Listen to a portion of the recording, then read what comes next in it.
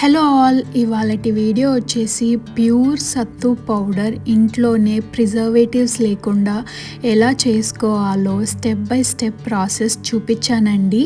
First step వచ్చేసి కాలా చనాని బాగా కడుక్కొని 10 minutes హై ఫ్లేమ్లో బాగా బాయిల్ చేయాలి.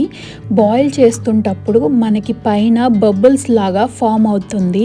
ఆ బబుల్స్ రాగానే మనకి ఆ కాలా చనా కూడా స్కిన్ టెక్స్చర్ అనేది ముడతలుగా కనబడుతుంది.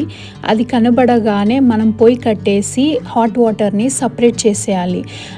స్టిల్ చనా కరెక్ట్గా బాయిల్ అయిందో లేదో చెక్ చేసుకోవాలంటే ఒక్క చనాని తీసుకొని స్క్వీజ్ చేస్తే చనా అండ్ స్కిన్ సపరేట్ అయిపోవాలి. దాని తర్వాత ఒక 1 or 2 hours సన్ డ్రై చేశాక మనం ప్యాన్లో వేసి ఒక 5 minutes బాగా రోస్ట్ చేయాలన్నమాట. వన్స్ రోస్ట్ చేసేసాక మనము చనాకున్న స్కిన్ని రిమూవ్ చేయాలి. అది ఎలా చేయాలంటే మన దగ్గర మిక్సీలో పల్స్ మోడ్ ఉంటుంది. మిక్సీ జార్లో అంతా చనాని వేసుకొని పల్స్ మోడ్లో ఒక 5 to 6 times తిప్పితే అంత స్కిన్ అనేది వచ్చేస్తుంది అనమాట, వీడియోలో చూపించినట్టు.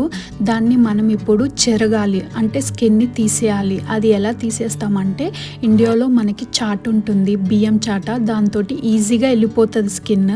బట్ మనకి ఇప్పుడు నాకైతే ఇక్కడ అవైలబుల్గా లేదు కాబట్టి నేను ప్లేట్ వాడి అంత స్కిన్ని రిమూవ్ చేస్తున్నా. ఇలా ఫ్యూ టైమ్స్ చేస్తే స్కిన్ అంతా రిమూవ్ అయిపోతుంది. రిమూవ్ అయిపోయాక ఆ మిగిలిపోయిన స్కిన్ ఉంటుంది కదా, ఆ స్కిన్ని కూడా మనము చిన్న జాలిగరిటతోటి జల్లడ పడితే ఆ మిగిలిపోయిన చనా కూడా బయటకు వచ్చేస్తుంది. వచ్చాక ఇదంతా కలిపేసి మనము మిక్సీలో గ్రైండ్ చేసేసుకోవాలి.